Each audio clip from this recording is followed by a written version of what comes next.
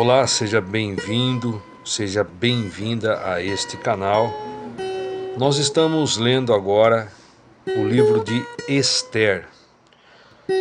Convido você, se não for inscrito, a se inscrever no canal. E se você quiser acompanhar a leitura, eu lembro você de acionar ali o sininho para receber as notificações das próximas postagens, ok? Vamos então, neste momento, para o conteúdo de hoje. E nesse vídeo veremos a introdução ao livro de Esther. Nós veremos os propósitos, a data da primeira publicação e o esboço geral de Esther. Esther é um livro singular, é o único livro da Bíblia que não menciona Deus nenhuma vez, ainda que a presença de Deus esteja implícita na alusão de Mardoqueu à providência divina. Capítulo 4, versículo 14. O livro de Esther está fortemente ligado a acontecimentos históricos específicos, embora também seja uma obra de literatura, uma narrativa com todas as características literárias necessárias para torná-la uma grande história. É um livro cujos propósitos nem sempre estão explícitos, mas derivam da história como um todo. Um dos principais objetivos do autor foi registrar a instituição da significativa festa do Purim e manter viva, para as gerações posteriores, a lembrança do grande livramento do povo judeu no reinado de Xerxes. Ainda que o nome de Deus, Yahvé em hebraico, não seja mencionado nenhuma vez nesta obra. O livro que leva o nome de Esther esclarece seus leitores quanto ao início dessa observância de Purim, quanto de sua celebração perpétua.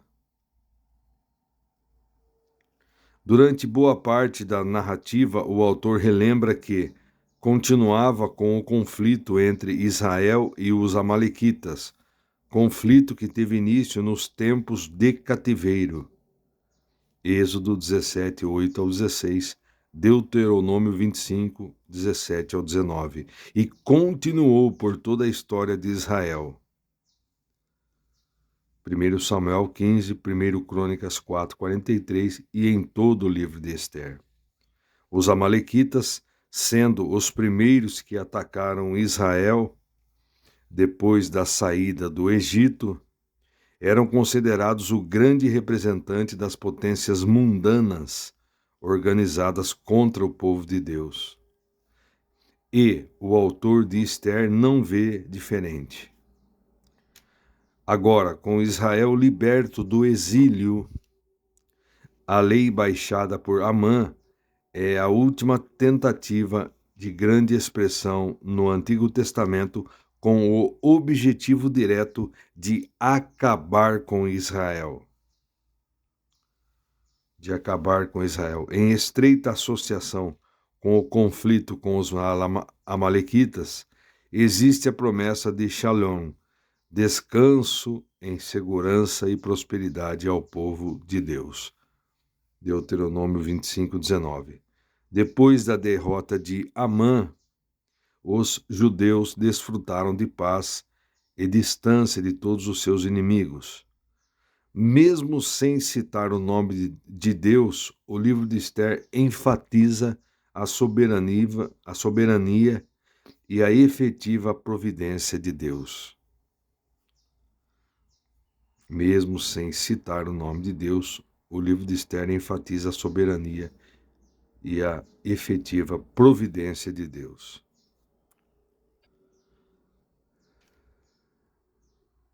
A rejeição de Vasti, a posição de rainha conquistada por Esther, A dívida de gratidão de Xerxes para com Mordecai, descoberta durante uma noite de insônia, e a maravilhosa libertação dos judeus, todos estes fatos demonstram o controle do Senhor e seu zelo amoroso para com seu povo. Salmo 121, 4. Está escrito da seguinte forma: certamente não, de maneira nenhuma cochila, nem domina o guarda de Israel. O Eterno é o teu protetor diuturno, como sombra que te guarda. Ele está à tua direita. Eu vou ler aqui desde o verso 1. Levanto meus olhos para os montes, e questiono, de onde me virá o socorro? O socorro virá do meu Senhor, o Criador dos céus e da terra. Ele não deixará que teus pés vacilem. Não pestaneja aquele que te guarda. Certamente não, de maneira alguma cochila, nem dormita o guarda de Israel. O Eterno é o teu protetor dioturno, como sombra que te guarda. Ele está à tua direita. Não te molestará o sol durante o dia, nem de noite a lua. O Senhor te guardará de todo o mal. Ele protegerá a tua vida. Estarás sob a proteção do Senhor ao saíres e ao voltares, desde agora e para todo sempre. Voltando aqui na introdução, a festa de Purim também é citada no livro apócrifo e histórico de 2 Macabeus 15:36, celebrada nos dias 13 e 14 de Adar, mês que corresponde a uma data entre nossos meses de fevereiro e março, quando os judeus celebram sua libertação do plano destruidor de Amã, uma figura do livramento de Israel de todos os seus inimigos mediante o amor e o poder do eterno Deus. Agora vamos ver a data da primeira publicação. Alguns biblistas têm datado o livro de Ester no período helenístico. A ausência de expressões gregas e o estilo do dialeto hebraico do autor, contudo, levam a crer que a obra tenha sido escrita antes da queda do Império Persa, nas mãos da Grécia, em 331 a.C. Vários historiadores e estudiosos da atualidade têm encontrado fortes indícios que o livro de Ester pode ser melhor datado por volta do ano 450 a.C. Agora leremos o esboço geral de Ester. O perigo que todo o povo de Deus corre, capítulo 1, versículo 1 ao 3, versículo 15. A separação de Vasti, capítulo 1, versículo 1 ao 22. A descoberta de Ester, capítulo 2, versículo 1 ao 20. A devoção de Mordecai, capítulo 2, versículo 21 ao 23. A lei expressa de Amã, capítulo 3, versículo 1 ao 15. A firme decisão do servo de Deus, capítulo 4, versículo 1 ao 5. O apelo de Mordecai a Ester, capítulo 4, versículo 1 ao 14. A resposta de Ester a Mordecai, capítulo 4, versículo 15 ao 17. A audiência de Ester com Assuero, capítulo 5, versículo 1 ao 8. A arrogância de Amã para com Mordecai, capítulo 5, versículo 9 ao 14. O milagroso livramento do povo de Deus, capítulo 6, versículo 1, 10, 3. Depois nós veremos a derrota de Amã, no capítulo 6, versículos 1 ao 14. A humilhação de Amã, capítulo 6, versículo 1 ao 14. Depois, o enforcamento de Amã, capítulo 7, versículo 1 ao 10.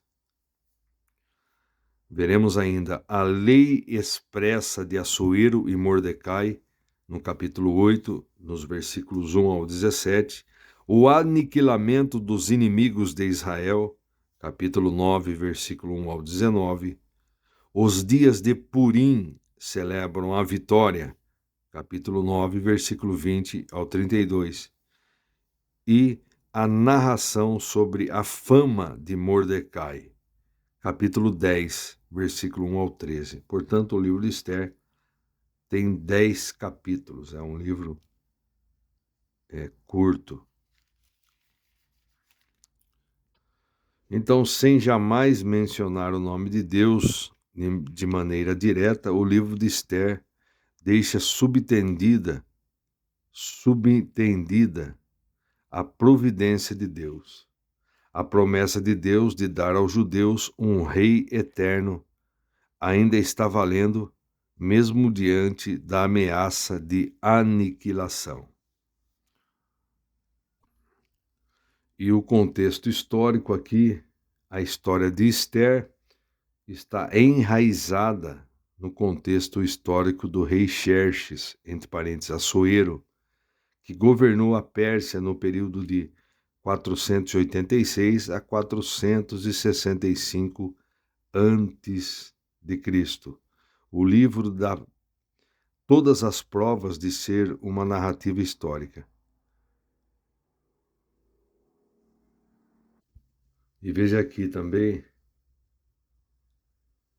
esperança. Para o povo judeu espalhado pelo Império Persa, o livro de Esther foi uma história que trouxe encorajamento e esperança. Sobre a providência divina, é improvável que a ausência de menções a Deus neste livro seja acidental. Isso faz com que o leitor reflita na obra de Deus, evidente, porém invisível, no desenrolar desta história de livramento e salvação. Isto é adequado, visto que os judeus no exílio seriam tentados a achar que a falta de provas da evidente presença de Deus era um sinal de que ele realmente não estava presente. O livro de Esther contraria esta percepção e retrata a providência de Deus controlando até mesmo os acontecimentos das nações estrangeiras durante o exílio.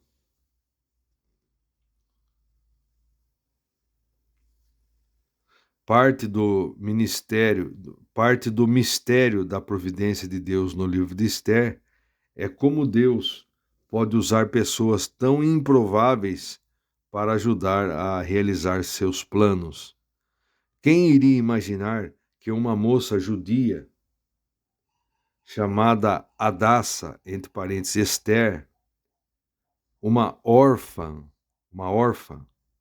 acabaria sendo a rainha do maior império que o mundo já havia conhecido? Quem imaginaria? Quem, além de Deus, faria acontecer tão poderosa inversão por meio da fraqueza de uma jovem? Muito bem, nós concluímos aqui a leitura da introdução ao livro de Esther. Querendo Deus, nós estaremos gravando e lendo, iniciando o capítulo 1 posteriormente.